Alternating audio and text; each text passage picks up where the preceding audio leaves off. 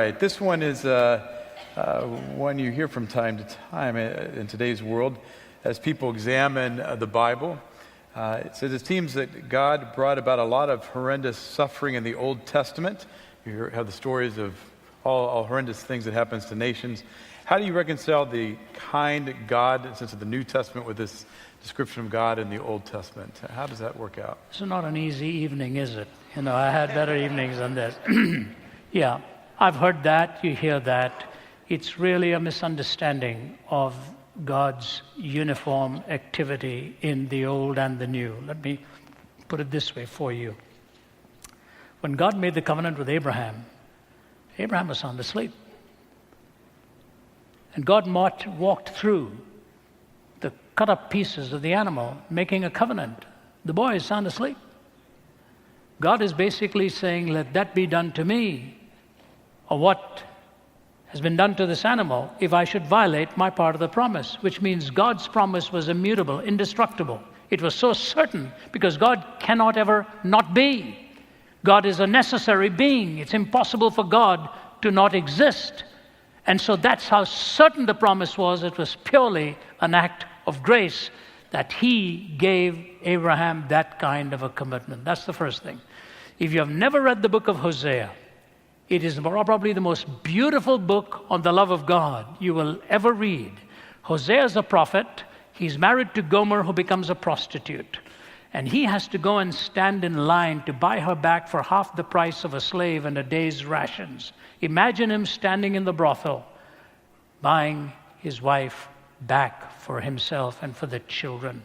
And he's commanded by God to go love her, beloved of her adulterers. That's God's love. And the people, of course, are saying, what kind of a prophet do we have? He's going around buying his wife back from a brothel.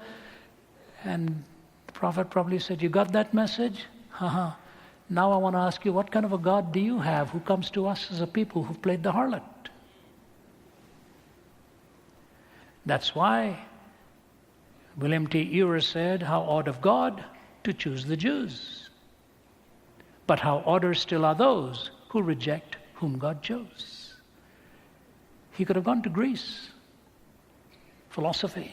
He could have gone to Rome, glory. He could have gone to Babylon, splendor. He went to the tiniest little nation, bullied by Rome, mocked by Greece, enslaved by Babylon, and said, come close, look at my eyes. When you see my eyes, you'll see a miniature reflection of of you in my own eyes. You alone have I loved all the nations of the earth, as he chose the nation that was going to be so resistant and so hard.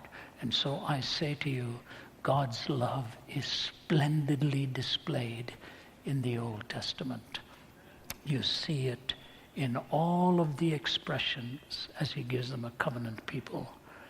And I say to you, I was a useless, up to nothing kid who only knew best how to skip school. Wanted to become a cricketer, that's all I lived for, wanted to play cricket. And my dad just gave up on me. He said, it's a disaster. Why on earth does he send a man to a hospital room to give me a Bible? I will never question his love. God's love is without measure. He came into my hospital room looking for me. The man who led me to Christ, his kids listen to my podcasts all the time, and now the grandkids. The man who led me to Christ passed away 2 years ago. He was living in Los Angeles at that time. He was an Indian man. And a week or so before he died, he phoned me. He said, Ravi, I watch you on YouTube. I read your books. And I cry and I say to myself, is this why you brought me into the world? To take a Bible to this young kid when he was dying in Delhi. And I say, Fred, God brought you into the world for a lot more than that. I want you to know God's love is uniform across the world. Who would have ever thought that he'd be doing what he is in China today? And the testimonies are riveting. What he's doing in Islamic countries today, where dreams and visions are coming to those behind closed doors, and the transformation of the human heart. I could tell you story after story after story of some of the most incredible conversions we are seeing. He's not a God of hate in the old and love in the new. It's the same God who judged in proportion to the revelation that was given.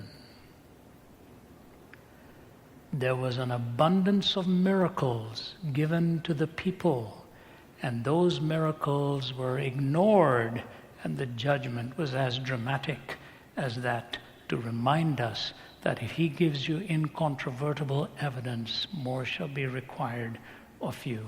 So the demonstration of God's grace was as dramatic in those days as it was the judgment, and the provision was born out of love. The judgment was born out of holiness, and we need to hold those in reality as twin expressions of a perfect and a loving God. Okay.